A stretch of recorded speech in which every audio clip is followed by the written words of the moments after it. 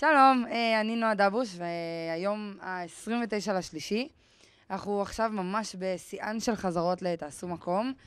אחלה הפקה של ציפורלה ויהודה וישראל. קודם כל אני מקווה שאתם באים לראות את זה, כאילו ברור. אז תנו לי לספר לכם קצת על התעשו מקום שלנו.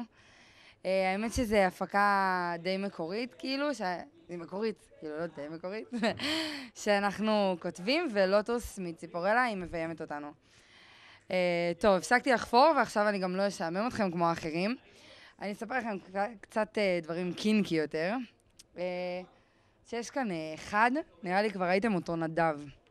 אז קודם כל תנו לי לספר לכם שהוא לא הכוכב, הוא לא כתב את כל הקטעים, והוא קצת חי בסרט גם. האמת שגם פעם ראשונה שראיתי אותו היה כזה, הוא רקד סטפס וזה, אז לא יודעת, די יצור, כאילו, אל תאמינו למה שהוא אומר. הוא משקר לכם.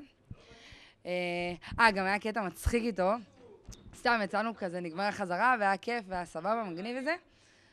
ואנחנו הולכים, ופתאום הוא כזה, לא יודעת מה נכנס בו, והוא פשוט מוציא את הטלפון הדמיוני שלו מהכיס, ואז הוא מתחיל לדבר עם איזה שר ביטחון דמיוני, ולא יודעת, הוא חשב נראה לי שהוא ראש הממשלה, או מינימום אובמה. קיצור, אז הוא לא ממש מהימן, אל תאמינו לו. האמת שכאילו די כיף לנו פה, כזה אנחנו די מגובשים, וכולנו חברים כזה, וכיף, אבל יש קטע כאילו, לוטוס נניח, לפעמים קשוחה מדי, כאילו היא לא מבינה שאנחנו כזה ילדים, ורוצים רק שטויות וזה. אנחנו לא כאלה ילדים, כן? אבל אנחנו עדיין רוצים שטויות, והיא לא תמיד מבינה את זה.